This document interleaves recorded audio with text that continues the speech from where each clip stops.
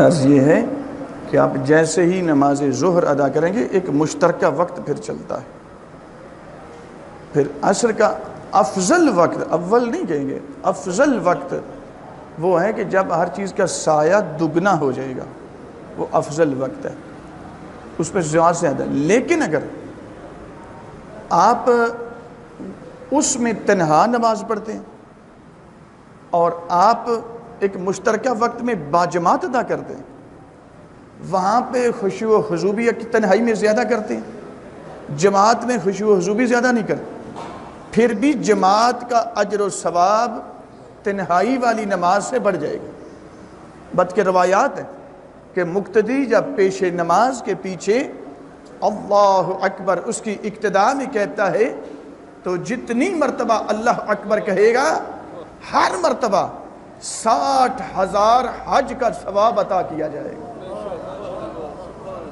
یعنی ایک مرتبہ اللہ اکبر کہا 60,000 پیش نماز کی ابتدا میں، پھر اللہ اکبر کہا اب اگلے عمل کی باری 60,000 حج کا. احادیث اب کہی جیسے تنہائی میں اس بونس سے محروم رہے گا.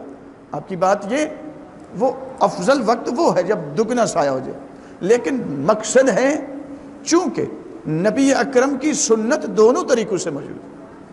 اب ہم جو کرتے ہیں اگر ہم نہ کریں تو سنت رسول مٹ جائے، اور سنت رسول کو زندہ رکھنا اس کا اجر پتہ کتنا ہے؟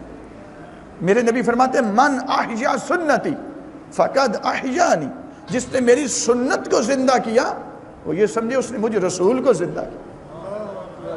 یہ سنت رسول کو زندہ کرنا ہے. اگر ہم چھوڑ دیں گے یعنی یہ کہنا کہ ایک روٹین کے ساتھ، یہ ممانعت کسی جگہ نہیں، بالکل کسی جگہ نہیں کہ روٹین کے ساتھ آپ دونوں ملا کے نمازیں پڑھیں، پہلے ظہر پڑھیں پھر مغرب پڑھیں، عصر پڑھیں پھر مغرب کے بعد پہلے مغرب پڑھیں پھر عشاء. یہ کسی جگہ بھی یہ نہیں آیا کہ آپ ہمیشہ ہی ملا کے نہ پڑھیں. معصوم کا فعل دونوں طریقوں سے موجود ہے. نبی اکرم نے جدا کر کے بھی پڑھی ہیں، ملا کر بھی پڑھی ہیں. سنت معصوم ہے، سنت معصوم کو زندہ رکھنا بھی ضروری ہے. اگر ایک مصلحت اس افضل وقت میں جانے سے فوت ہو رہی ہے تو کتنی مصلحتیں آپ کو سنت رسول کو زندہ کرنے کی وجہ سے آپ کو مل رہی ہیں.